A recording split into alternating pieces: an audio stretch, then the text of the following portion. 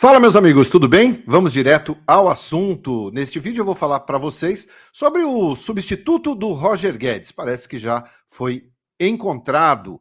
Vamos falar também sobre o meia, pouco utilizado pelo Timão e que foi liberado para o futebol japonês. E para encerrar, vamos falar sobre a prioridade no Corinthians. Segundo Vanderlei Luxemburgo, é o Campeonato Brasileiro. Mas e a Copa do Brasil? A gente fala sobre isso depois da vinheta. Eu sou Ivan Andrade, você está no 12 em Campo, seja muito bem-vindo. Se inscreva no canal e bora falar de Corinthians.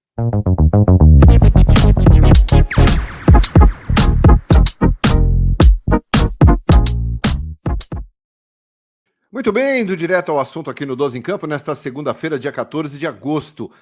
O Corinthians que venceu ontem a equipe do Coritiba de virada por 3-1, começou perdendo de 1-0, e deixou o torcedor bastante preocupado pelo futebol muito apático, muito aquém daquilo que se esperava com o time basicamente completo. Com Renato Augusto em campo, com a volta do Gabriel Moscardo, enfim, todo mundo esperava um rendimento melhor no primeiro tempo, foi bastante preocupante, sofrível, principalmente porque tem um jogo importante na quarta-feira, e esse sim vale vaga a final da Copa do Brasil contra o São Paulo. Mesmo o Corinthians jogando pelo empate, é claro que é preciso um futebol muito mais consistente no Morumbi na quarta-feira. Mas sobre o jogo de ontem, as coisas só mudaram no segundo tempo, quando o Vanderlei fez algumas alterações na equipe.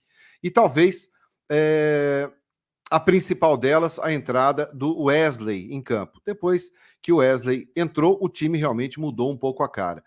Gil fez gol, o Yuri Alberto fez um gol meio que sem querer, mas é aquilo. Como diria Dario, né, o Dadá Maravilha, os mais antigos vão lembrar dele, que não existe gol feio, né? Feio é não fazer gols. E o Yuri segue aí a máxima do Dadá. A bola acaba batendo meio que nas costas, meio que no ombro, enfim. Ele erra o tempo da bola, mas mesmo assim faz o gol. Vem crescendo aí dentro da competição em termos de artilharia, chega ao seu 10º gol na temporada. E se torna, né, claro, com a saída do Roger Guedes, o principal artilheiro do Corinthians na temporada 2023. Bom, o Vanderlei, na entrevista coletiva, deu a seguinte declaração, que a prioridade, quando foi perguntado sobre a Copa do Brasil quarta-feira, ele disse que a prioridade sempre foi o Campeonato Brasileiro. Aí a pergunta é, e a Copa do Brasil, Vanderlei? Copa do Brasil tem uma premiação enorme, uma premiação melhor ainda do que do Campeonato Brasileiro, uma premiação e, além de ser alta, também você se credencia à Copa do Brasil do ano que vem. Enfim, você tem várias possibilidades positivas vencendo a Copa do Brasil. E, claro, a mais importante delas, a conquista de um título importante, um título nacional. E quando ele fala que a prioridade é o Campeonato Brasileiro, a gente entende que ele está tirando esse peso das costas dos jogadores e transferindo esse peso para o São Paulo, aonde ele joga para o São Paulo a responsabilidade da partida. Eu estou priorizando o Campeonato Brasileiro. Como ele disse que a Copa Sul-Americana não era importante para o clube, mas nas partidas mais importantes agora, ele já está entrando com jogadores mais experientes, com jogadores que consigam dar conta do recado. Então, eu acho que é uma grande estratégia do Vanderlei quando ele fala que a prioridade do clube é o Campeonato Brasileiro. Eu acho que o Corinthians tem que se preocupar sim com o Campeonato Brasileiro, fechou o turno ontem, vira o turno agora numa condição um pouco mais tranquila, ainda tem um jogo a menos em relação às outras equipes que estão ali à sua frente, e tem essa possibilidade de melhorar dentro da tabela. Mas a prioridade, a gente sabe que neste momento é a Copa do Brasil. Se a gente for considerar, faltam 3 partidas para o Corinthians ser campeão da Copa do Brasil. A partida contra o São Paulo na quarta e depois as 2 partidas de uma eventual final. Então a prioridade, a gente sabe, é a Copa do Brasil, mas o Vanderlei adota um discurso mais político, tirando o peso, tirando a responsabilidade e transferindo isso para o adversário. Quero saber a sua opinião, se você acha que a prioridade deve ser o Campeonato Brasileiro ou a Copa do Brasil? Comenta aí para mim. Bom, e a gente vai falar agora sobre o Wesley, né? Parece que o Corinthians encontrou definitivamente o substituto do Roger Guedes depois da partida de ontem. Durante a semana, antes da partida contra o Coritiba, o Vanderlei Luxemburgo fez vários testes na equipe, principalmente do lado esquerdo ali. Testou Biro, testou Wesley, testou Romero. Foram os 3 jogadores que mais trabalharam pelo lado esquerdo ali. Para o jogo de ontem, o Vanderlei não entrou com nenhum deles, né? Na verdade, não começou a partida nem com Biro, nem com Wesley e nem com Romero, mas usou o Wesley no segundo tempo.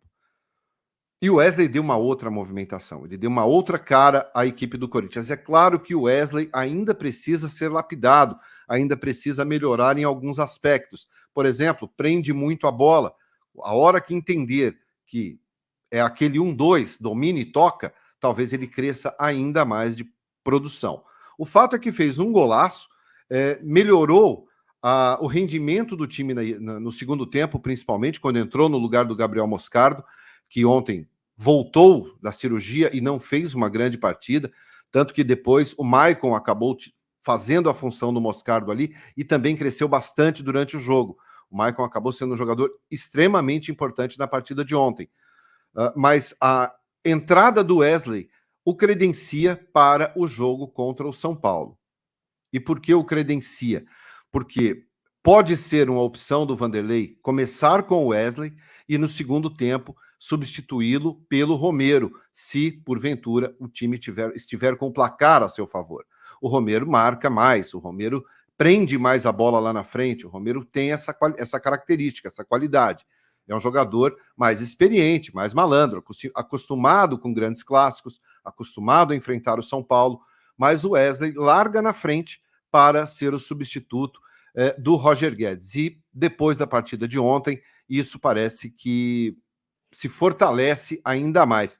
Eu quero saber a sua opinião aí no chat, no comentário, se você acha que tem que ser mesmo o Wesley na sequência da temporada. E para quarta-feira, evidentemente. Comenta aí para mim. E para a gente finalizar o vídeo de hoje, vamos falar sobre o meia, que foi pouco utilizado no Corinthians e que sexta-feira foi liberado de forma definitiva do Timão, tá? É o Matheus Jesus. Matheus Jesus estava emprestado à Ponte Preta, conseguiu acertar lá a sua rescisão contratual com a Ponte e se transferiu para o Varen Nagasaki, equipe que é comandada pelo técnico Fábio Carille.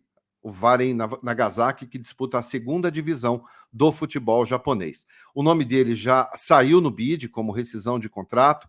Ele estava no clube desde 2019, trabalhou com o Fábio Carille no Corinthians, inclusive, e agora se transfere para o Japão.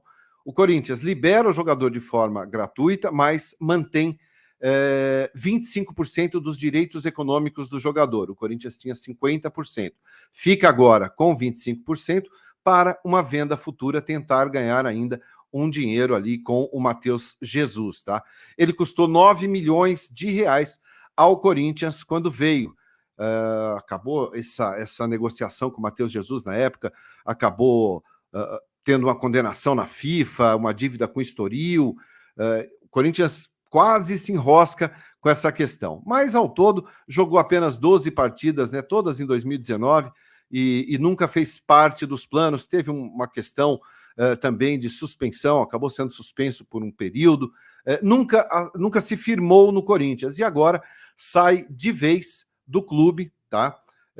Para se transferir para o futebol japonês. Então, o Corinthians segue aí com 25% dos direitos econômicos do Matheus Jesus, que agora segue o seu novo trabalho no futebol japonês com o Fábio Carille. Comenta aí e eu te espero no final do dia, lá pelas 4h30 da tarde, a gente vem com mais notícias, mais informações do Timão para você. Se você gostou do conteúdo, comenta, deixa seu like, se inscreve aqui no canal. E muito obrigado pela companhia. Desejo a todos um excelente dia e até mais tarde. Tchau, tchau.